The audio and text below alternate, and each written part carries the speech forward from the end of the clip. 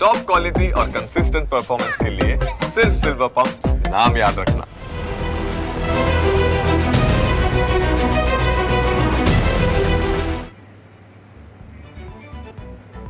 નમસ્કાર, તમે જોઈ રહ્યા છો ન્યૂઝ કેપિટલ. હું છું કુશાગ્ર. આજના આ આધુનિક યુગમાં પણ હજુ ગુજરાતમાં ઓનર કિલિંગની ઘટનાઓ સામે આવે છે. ઓનર કિલિંગ એ એક ગંભીર અને સમાજને હચમચાવનારો મુદ્દો છે, જ્યાં પ્રેમ સંબંધો, આંતરજાતીય લગ્નો કે વ્યક્તિગત પસંદગીઓને કેટલાક કુટુંબ અને સમાજ અપમાન તરીકે જુએ છે, જે આગળ જતા ઓનર કિલિંગનું રૂપ લે છે. અને ઓનર કિલિંગ એ માનવતા પરનો કલંક છે. આપણે સૌએ મળીને આવી ઘટનાઓને રોકવા માટે પગલાં ભરવા જોઈએ. ત્યારે કેમ એક પિતા પોતાની લાડકવાઈને મોતને ઘાટ ઉતારી દેશે? કેમ એક ભાઈ જેને રક્ષાનું વચન આપ્યું હતું તેના માટે રાક્ષસ બની જાય છે? શું પ્રેમ કરવો એ ગુનો છે? શું આપણે સાથે મળીને પ્રેમ, સ્વતંત્રતા અને જીવનનું સન્માન થાય તેવો સમાજ ન બનાવી શકીએ? ત્યારે આવા જ સવાલોના જવાબ મેળવવા આજે આપણે ચર્ચા કરવી છે. અને આપણે ચર્ચા કરવાના છે કે જે આગળ આપણી સાથે અત્યારે અનેક ગેસ્ટ પણ જોડાઈ રહ્યા છે. અને મિનલબા ગોહિલ કે જેઓ સામાજિક કાર્યકર છે, તેઓ આપણી સાથે અત્યારે જોડાયા છે. મિનલબા, આપનું સ્વાગત છે ન્યૂઝ કેપિટલમાં. પરંતુ સવાલ અત્યારે એ થઈ રહ્યો છે કે જે રીતે આ અનેક ઘટનાઓ સામે આવી, આધુનિક યુગ એક તરફ, સ્વતંત્રતાના આજે અનેક વર્ષો વીતી ગયા છતાં પણ આજે મનુષ્ય છે, માનવી છે, અહીંયા જીવતા લોકો છે, તે એક સ્વતંત્ર નથી અનુભવી રહ્યા. અને તેનું કારણ આ ઓનર કિલિંગ પણ એક સામે આવી રહ્યું છે. આપની સૌપ્રથમ પ્રતિક્રિયા શું રહેશે આ મુદ્દે?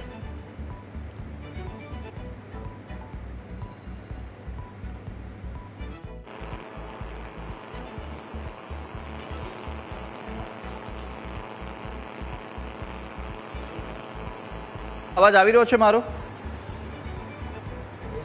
હા જી, આવી રહ્યો છે. જી, તો સૌપ્રથમ જે રીતે આ અનેક ઓનર કિલિંગની ઘટનાઓ સામે આવી છે, અને આ ઘટનાઓ હવે ક્યારે અટકશે? કારણ કે હજુ સુધી લોકો જે એક માયાજાળ છે તેમાંથી મુક્તિ નથી મેળવી શકતા અને તે સ્વતંત્ર થઈ નથી શક્યા. અને તેનું જ આ કારણ છે કે ક્યાંક બંધાયેલા આ સમાજના એ દોરા વચ્ચે બંધાયેલા છે, અને તેને કારણે આવી ઘટનાઓ અત્યારે અંજામ પામી રહી છે. આપનું સૌપ્રથમ આ ઓનર કિલિંગની ઘટનાઓ અને આ તાજેતરની ઘટના પર આપ શું કહેવા માંગશો? હું એટલું કહેવા માંગુ છું કે જે કંઈ પણ લિવ ઇન અને મૈત્રી કરાર વિશેની બાબત હતી, એ બાબત પ્રત્યે ચોક્કસ એમના માતા પિતાનો કોઈ પણ વિરોધ હોય, પણ વિરોધ દર્શાવવાનો આ કોઈ મતલબ કે આ કોઈ વિરોધ દર્શાવવાની રીત નહોતી. અને એ દીકરીને જીવવાનો પૂરો હક હતો. એને સમજાવીને પાછી વાળી શકાતી હતી, એની સાથે વાત કરી શકાતી હતી, પણ એને મારી નાખવી એ કોઈ આ બાબતનો મતલબ આ બાબતનો રસ્તો નહોતો. અને આવું તો બિલકુલ એમના પિતાએ નાતું કરવું જોઈતું. અને આ બાબતે તો હવે આગળ જતા લિવ ઇન કે મૈત્રી કરારની બાબતમાં એવું બની શકે કે દરેક માતા પિતા આ બાબતના મતલબ આ બાબત ઉપર આવા રિએક્શન આપી શકે, તો જે ખરેખર ખૂબ જ ખોટું કહેવાય. એટલે ચંદ્રિકાને જીવવાનો પૂરો હક હતો અને એના પિતાએ અને એમના કાકાએ એમની સાથે ખૂબ જ ખરાબ કર્યું કહેવાય. એ એમની બાળકીને સમજાવી શકતા હતા, જે સમજાવી ના શક્યા. બિલકુલ બિલકુલ. અને મિનલબા, બીજું એ પણ થાય કે જે રીતે આ એક પ્રેમ સંબંધ હોય, પ્રેમ સંબંધની વચ્ચે જ્યારે પરિવાર સ્વીકાર ન કરતો હોય, તો શું આનો એક જ રસ્તો હોય કે આ રીતે હત્યા કરી દેવી? ના, બિલકુલ નહીં. પ્રેમ સંબંધનો સ્વીકાર જો પરિવારજનો નથી કરી રહ્યા, તો પરિવારજનોને આપ મનાવી શકો છો, પરિવારજનો સાથે બેસીને વાત કરી શકો છો, અથવા પરિવારજનો શાંતિથી પોતાની પુત્રીને સમજાવી શકે છે કે તારા માટે શું યોગ્ય છે અને શું યોગ્ય નથી. ખરેખર બાપ દીકરી વચ્ચેના સંબંધોમાં જે કહેવાય ને કે એક પ્રકારની અહીંયા એવું દેખાય છે કે એક પ્રકારનો જે બહુ જ અંતરાલ પડી ગયો છે. જો બાપ એમની દીકરીને સમજાવત તો ચોક્કસપણે દીકરી એના બાપની વાતને સમજત જ. એટલે મને એવું લાગે છે કે બાપ દીકરીના સંબંધમાં જે એક રેખા આવી ગઈ છે વચ્ચે, એટલે બાપ એમની દીકરીને ના સમજાવી શક્યા અને દીકરી એના બાપને ના સમજી શકી. પણ બાપે ખરેખર પ્રયત્ન કરવો જોઈએ કે પોતાની દીકરીને સમજાવી શકે કે તારા માટે શું યોગ્ય છે અને શું યોગ્ય નથી. એટલે વાતાવરણ એવું હોવું જોઈએ કે બાપ અને દીકરી અંગત મતલબ બધી જે વાતો હોય એ ખુલ્લા મનથી એકબીજા સાથે કરી શકવી જોઈએ. બિલકુલ. અને મિનલભાઈ એ પણ થઈ રહ્યું છે અત્યારે અનેક પ્રેમ સંબંધો આખરે તેમનું જે અંજામ છે તે કરુણ મોત મળતું હોય છે ને એવા અનેક કિસ્સાઓ આપણે જોયા છે. પરંતુ આ તમામ જેટલા પણ પ્રેમ સંબંધો છે તો શું આ સમાજ અને એક ઇજ્જત પર એક ઘા લાગેલો હોય તે રીતે આને જોતું હોય છે? તો આની આ જે કલ્પના છે તેને બદલવા માટે એવા કોઈ સ્તરે કંઈ કામો કરવા જોઈએ કે જેને કારણે સમાજમાં એ પ્રેમ સંબંધનો સ્વીકાર થતો થઈ જાય? પ્રેમ સંબંધ વિશે બે વાતો હોઈ શકે છે. સમાજ એનો સ્વીકાર પણ કરી શકે છે. ઘણીવાર મા બાપને એવું હોય છે કે જે પાત્ર જે હોય એ દીકરીએ જેને સિલેક્ટ કર્યું હોય એ પાત્ર કદાચ બની શકે કે મા બાપની દ્રષ્ટિએ કદાચ એ પાત્ર યોગ્ય ના હોય તો એ એમની દીકરીને સમજાવી શકે છે. અથવા તો જો જ્યારે આગળ જતા એવું લાગે કે ખરેખર પાત્ર મારા દીકરી માટે કે દીકરા માટે યોગ્ય છે તો એ સમયે મા બાપે એ પ્રેમ સંબંધનો સ્વીકાર કરવો જ જોઈએ. પણ જ્યારે એવું લાગે કે પાત્ર યોગ્ય નથી તો એને સમજાવટથી કે એને બેસાડીને સમજાવવાથી આ વસ્તુનો હલ નીકળી શકે છે. અને આપને શું લાગે છે કે ઓનર કિલિંગ અને આવી ઘટનાઓ જ્યારે સામે આવતી હોય ત્યારે કયા કયા કારણો સૌથી પ્રથમ જવાબદાર હોય? શું પરિવારને કયા પ્રકારના ભયો છે તે સતાવતા હોય છે સભ્ય સમાજની અંદર રહેવા માટે? સભ્ય સમાજની અંદર રહેવા માટે પરિવારને એક તો એ ભય સતાવતો હોય કે સમાજ શું કહેશે, દીકરી આવો પગલો ભર્યું છે તો સમાજ એના માટે શું વિચારશે, અથવા તો મારી દીકરીએ જે પાત્ર જે સિલેક્ટ કર્યું છે પાત્ર યોગ્ય નથી, અથવા તો સમાજની એક તો સમાજની બીક હોય છે દરેક મા બાપને, અને બીજું હોય છે કે ઘણીવાર દીકરીઓ જે પાત્ર સિલેક્ટ કરતી હોય છે મા બાપ સમજતા હોય છે અથવા મા બાપને એવો ખ્યાલ હોય છે કે આ પાત્ર મારી દીકરી માટે યોગ્ય નથી. તો આ બધી વસ્તુઓ આ બધા પરિબળો મહત્વના હોય છે કે સમાજ શું કહેશે અથવા તો યોગ્ય પાત્ર છે કે નહીં, આગળ જતા દીકરી સાથે યોગ્ય ત્યાં વર્તન થશે કે નહીં. વધારે તો મા બાપને સમાજની ખૂબ જ બીક હોય છે કે કોઈ પણ વ્યક્તિ મારી દીકરી છે એ આવી રીતના બીજી આંતરજ્ઞાતીય લગ્ન કરશે અથવા બીજી જ્ઞાતિમાં લગ્ન કરશે તો સમાજ શું વિચારશે. બિલકુલ. અને મિનલબા, એવું નથી લાગતું કે પરિવાર જ જ્યારે એક સાથ છોડી દેતો હોય અને પરિવારની જે હૂંફ મળવી જોઈએ બાળકીને, દીકરીને, અને એ ના મળે ને પરિવાર તરફ તેમના દુશ્મન થઈને બેસી જાય તો શું એ બાળકીનું શું થાય, એ દીકરીનું શું થાય, અને સાથે સમાજમાં તે આગળ સમાજ પર એ કેટલો ભરોસો રાખશે કે સમાજ તેને સપોર્ટ કરશે જો તેનું પરિવાર જ ના કરતું હોય તો? આ ઘટનાથી ઘણા બધા બીજા બાળકો પર પણ ખરાબ અસર થઈ શકે છે, કારણ કે ઘણીવાર બની શકે કે ઘણા બાળકો આવી બધી ઘટનાઓ જોતા હોય અને આવી બધી ઘટનાઓ જ્યારે વાંચતા હોય, આસપાસ વાતાવરણમાં આવું બધું બની રહેલું હોય ત્યારે એ પણ પોતાના મા બાપને કહેતા ડરતા હોય છે. અને બીજું એક જ છે કે ઘરનું વાતાવરણ એવું હોવું જોઈએ કે આપના બાળકો આપની સાથે ખુલીને વાત કરી શકે અથવા તો બધા પ્રોબ્લેમ કહી શકે અથવા તમે તમારા બાળકો સાથે વાત કરી શકો ખુલીને. પણ આના લીધે આ વસ્તુ જો ઓનર કિલિંગની જે ઘટના બની છે કે ખુદ પોતાના પિતાએ જ બાળકીની હત્યા કરી છે તો આગળ જતા બીજા બાળકો પર આ બધી વસ્તુનું ખૂબ જ ખરાબ અસર થઈ શકે છે. તો આ મહિલાઓના જે પસંદગી હોય તેમનો હક નથી રહ્યો કે શું તેમની પાસે કોઈ અધિકાર નથી કે તે પોતા માટે એક પાત્ર પસંદ કરી શકે? તો શા માટે હંમેશા માટે આ સમાજ અને જે પરિવારના લોકો છે તે તેમની પસંદગી અને તેમની સ્વતંત્રતા સામે સવાલ ઉઠાવતા હોય છે? એવું મેં ઘણીવાર જોયું છે કે હંમેશા આવા બધા સંબંધોની સામે જે અમુક એક વર્ગ, અમુક જે આ બધા જે વડીલો છે એ નકારાત્મકતાનું વલણ જ અપનાવતા હોય છે. એમના મગજમાં એક માઇન્ડસેટ ક્લિયર જ હોય છે કે જે કંઈ પણ પાત્ર સિલેક્ટ કરેલું છે એ યોગ્ય જ નથી અથવા એ યોગ્ય નહીં હોય અથવા આ જ્ઞાતિમાં કરશે તો આવા ઇશ્યુઝ આવશે. એટલે સ્વતંત્રતા છીનવાઈ રહી છે એના કરતાં પણ મા બાપે એક સખત પોતાના મનમાં એક નકારાત્મક વલણ રાખી દીધું છે કે જે પાત્ર મારી દીકરીએ જે સિલેક્ટ કર્યું છે એ એના માટે યોગ્ય નથી. પણ ક્યારેય દીકરીને બેસાડીને યોગ્ય રીતે સમજાવી નથી કે વાત નથી કરી. આ ઘટનામાં મૂળ વસ્તુ એ જ છે કે દીકરીને શાંતિથી બેસીને જો વાત કરી હોત, કંઈ એમના વિશે કીધું હોત તો દીકરી સમજી શકી હોત, પણ એને સમજવાનો કે વિચારવાનો કોઈ સમય જ નથી આપ્યો. બિલકુલ. અને મિનલભાઈ, આપણે પહેલેથી જોતા આવ્યા છે અને એક લાગણી સભરના જે સંબંધો હોય પિતા અને પુત્રીનો, આ સંબંધ કે જે અતૂટ હોય છે અને આ સંબંધની એક અનેક મિસાલો આપણે જોઈ છે, કારણ કે આ બંને વચ્ચે જે સ્નેહ અને જે લાગણી બંધાયેલો છે તે ખૂબ જ મજબૂત દોર હોય છે. પરંતુ હવે જ્યારે આ કિસ્સો સામે આવ્યો છે આના કારણે આ કિસ્સાથી સમાજ પર શું અસર થશે અને આજના જે યુવાનો છે અને આજની જે દીકરીઓ છે ખાસ કરીને તેમની માનસિક પલટ પર કેવી અસરો આની છાપ પડવાની છે અને કેવી રીતે તેમના વિચારો પણ હવે ક્યાંક બદલાતા જોવા મળશે? ચોક્કસ આજે બનાવ જે બન્યો છે એની નકારાત્મક અસર આપણે જોઈ શકીએ, પણ હું એવું માનું છું કે ચોક્કસપણે દરેક મા બાપે બેસીને પોતાના બાળકો સાથે વાત કરવી જોઈએ અને બાળકોએ પણ પોતાના મા બાપને ખુલીને પોતાની વાત કરવી જોઈએ, જેથી કરીને બાળક છે એ મા બાપ પાસેથી જાણી શકે કે એના માટે શું યોગ્ય છે અને શું યોગ્ય નથી, અથવા તો મા બાપ છે એ બાળકોને સમજાવી શકે કે તારા માટે કયું પાત્ર યોગ્ય છે અને કયું પાત્ર યોગ્ય નથી. એટલે હવે અત્યારે જે બનાવ બન્યો છે એના દ્વારા કદાચ જોઈએ તો કદાચ બાળકો પર એક નકારાત્મક અસર બને કે એ પોતાની વાતો પોતાના મા બાપને નહીં કહે, અથવા તો પોતાની વાતો બાળકો છે એ મા બાપથી છુપાવશે. પણ આના માટે ખરેખર એવું જ કરવું જોઈએ કે મા બાપે પોતાના બાળકો સાથે એક ખૂબ જ એક કહેવાય ને ફ્રેન્ડલી એટમોસ્ફિયરમાં વાત કરવી જોઈએ અને એની વાતો જાણીને એને યોગ્ય માર્ગદર્શન આપવું જોઈએ.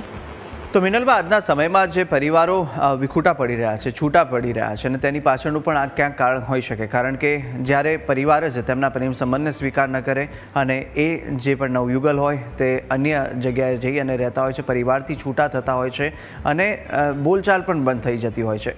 તો આ રીતનું હવે ભવિષ્ય આપણે જોઈએ તો શું આ પ્રેમ સંબંધોના કારણે હવે પરિવારનો જે માળો છે તે પણ વિખેરાઈ રહ્યો હોય તેવું આપને લાગી રહ્યું છે? આવનારા સમયમાં આનાથી વધારે ખરાબ હાલત થઈ શકે? જો માં ને મતલબ જે કોઈ વડીલોને જેના પિતા કે ઘરના સભ્યો છે જો સકારાત્મકતાથી એમને અપનાવી લે તો પરિવાર વેરવિખેર થવાનો કોઈ વાંધો જ નથી. જો પરિવાર એને હસતા મોઢે સ્વીકારી લે તો આવી ઘટનાઓ બને જ નહીં. અને જો પરિવાર છે એ જ પણ પોતાના બાળકોને આ લવ મેરેજ કે એવા જેવી મેટરમાં અપનાવી ના શકતા હોય તો ના છૂટકે પણ બાળકો પોતાના ઘરથી અલગ થશે જ. એટલે આ વસ્તુમાં એવું છે કે જો મા બાપ છે એ સકારાત્મકતાથી સમજાવીને રાજી ખુશીથી પોતાના બાળકોને અપનાવી લે તો પરિવાર વિખારવાનો કોઈ પ્રશ્ન જ નથી આવતો. બિલકુલ. અને સાથે સાથે એવા કોઈ પ્રયાસો થઈ શકે કે જેના કારણે સમાજમાં એક જાગૃતતા આવે અને આ જેટલા પણ પોતાના પાત્ર પસંદ કરતા હોય, પ્રેમ સંબંધમાં જોડાયેલા હોય, તેમને ન્યાય મળી શકે અને પરિવાર પણ સમજી શકે, તેની માટે કોઈક એવું અભિયાન, કોઈ મુહિમ ચાલુ કરવા જેવી ખરી? ચોક્કસ એક મુહિમ ચાલુ કરવી જ જોઈએ કે જેથી કરીને મતલબ એવું એક જગ્યા મતલબ કે સરકાર દ્વારા કે કોઈ પણ એક મંત્રાલય દ્વારા કોઈ પણ એક કમિટીનું ગઠન કરવું જોઈએ જે આવા બધા પ્રશ્નોનું નિરાકરણ કરી શકે. અને બાળકો છે પોતાની જ્ઞાતિના વડીલો છે પોતાની જ્ઞાતિમાં પોતાના કુટુંબમાં પોતાનો પ્રશ્ન રજૂ કરી શકે. પછી એ બધા પ્રશ્નમાં જો પાત્ર યોગ્ય લાગે તો એ વડીલો પણ સંમતિ આપીને બાળકોને અપનાવી શકે. ટૂંકમાં બાળકોને આગળ લાવી અને બાળકોના મનની સ્થિતિ જાણી અને એમને યોગ્ય માર્ગદર્શન આપવું ખૂબ જરૂરી છે. બિલકુલ. અને એક સવાલ થાય છે, આપણે પુરુષ અને મહિલાની જો સમાનતા કરતા હોય તો શું પરિવાર માટે એક જે પરિવારની ઇજ્જત આબરૂ હોય તે મહિલા સુધી સીમિત હોય ને તેને કારણે આજે આ પરિણામ ભોગવવું પડતું હોય, મહિલાએ આટલું પીડિત થવું પડતું હોય? શું પુરુષ માટે કોઈ જુદા પ્રકારના કાયદાઓ વ્યવહારો હોય? ના, એવું તો નથી હોતું. પણ હવે આ કિસ્સામાં એવું છે કે હંમેશા દીકરીઓ ઉપર જ વધારે ભાર મૂકવામાં આવે છે કે કુટુંબની આબરૂને ઇજ્જત છે એ તમારે સાચવવાની છે.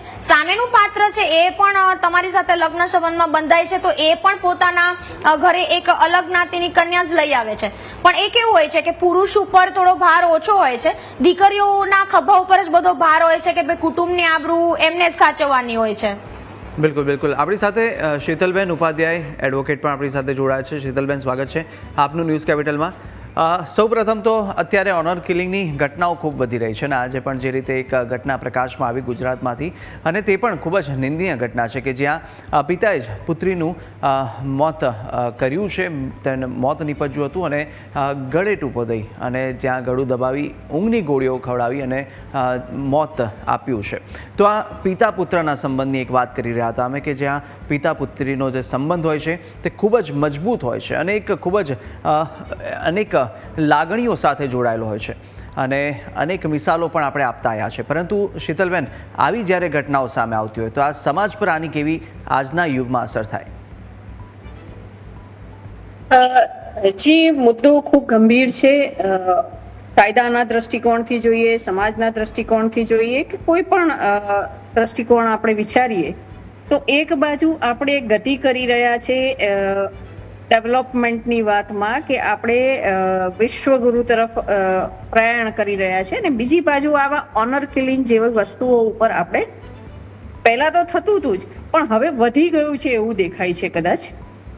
અને એનું મુખ્ય કારણ હું કહીશ કે લીગલ એજ્યુકેશન સિસ્ટમ જે છે કે કાયદો શું પરિભાષા આપે છે એને આપણે ભૂલી ગયા છીએ.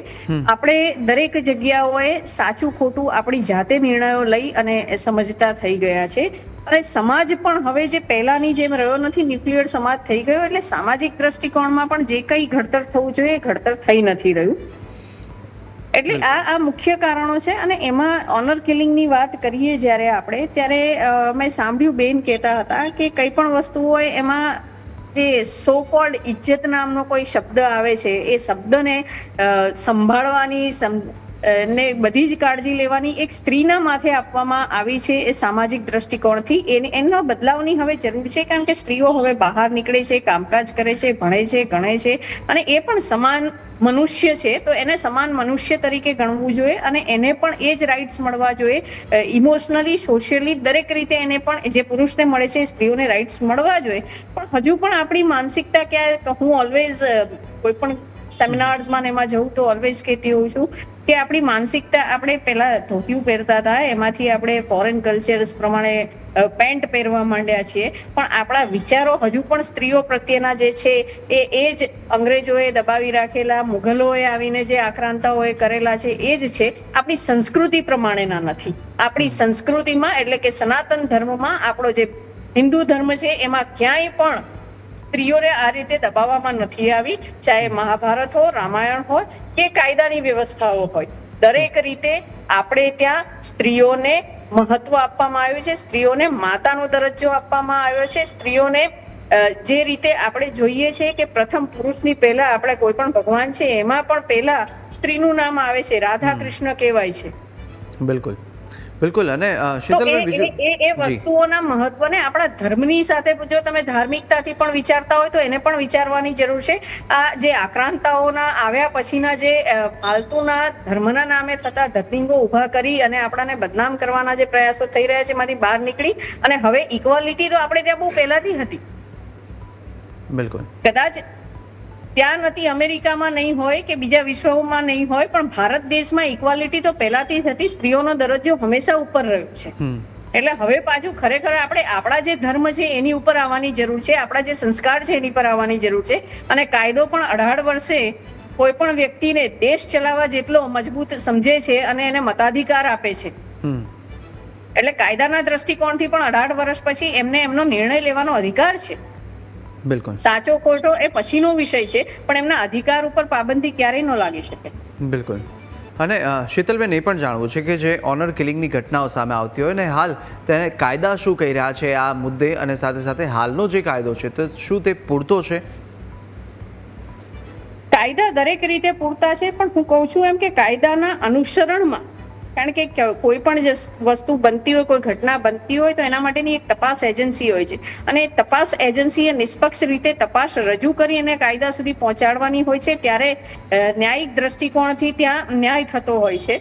પરંતુ ક્યાંક ત્યાં પણ ખામીઓ હોવાના લીધે જે ખરેખર ઇન્વેસ્ટિગેશન થવું જોઈએ એ તરફથી ઇન્વેસ્ટિગેશન નથી થતું. એમાં ઘણા બધા લો પોઈન્ટ્સ છૂટી જાય છે અને જેના લીધે જે ન્યાય મળવો જોઈએ ન્યાય પણ નથી મળતો હોતો.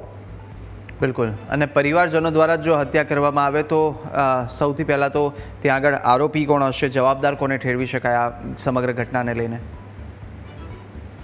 પરિવાર દ્વારા ની વાત જ્યારે આવે ત્યારે પરિવારના સભ્યો, જ્યારે ઘરની અંદરની ઘટના બની હોય ત્યારે જે હાજર સભ્યો હોય એની ઉપર જ પેલી નજરે એ વસ્તુ ત્યાં એસ્ટાબ્લિશ થતી હોય છે. પરંતુ ત્યારબાદ મેં કીધું એમ કે ઇન્વેસ્ટિગેશન ઉપર છે કે ઇન્વેસ્ટિગેશન કઈ દિશામાં લઈ જઈને શું પુરાવાઓ લઈને આવે છે એના આધારિત આખું કેસ ચાલતો હોય છે.